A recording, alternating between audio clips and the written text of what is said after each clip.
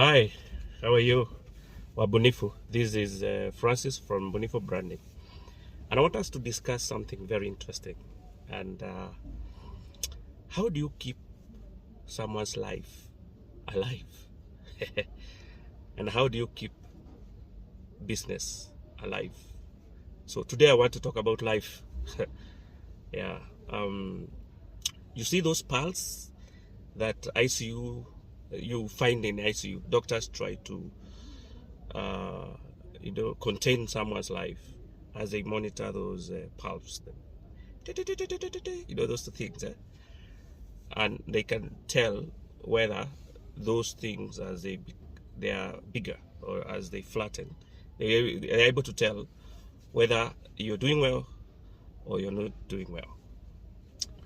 So that's very critical. That's very critical because they must observe that in the ICU or whatever they call it. And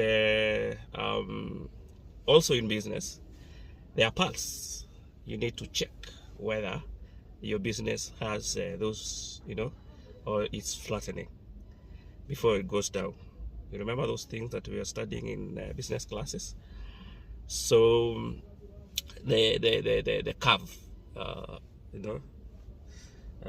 sales and projection, and you put that curve, growth, plateau, then falls.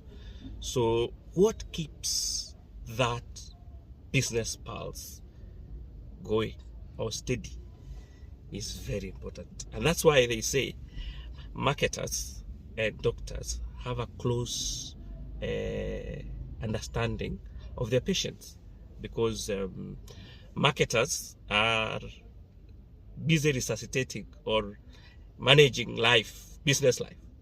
Doctors are busy managing human life.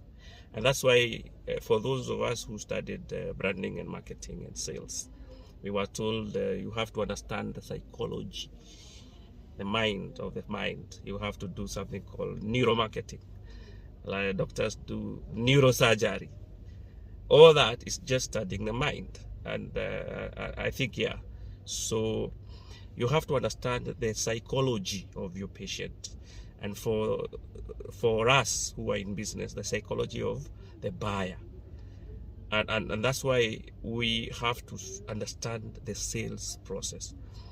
So I'll be introducing and I'll be discussing more about sales, because that is the lifeline of any business. And not necessarily in a business. Anyone who is in commerce or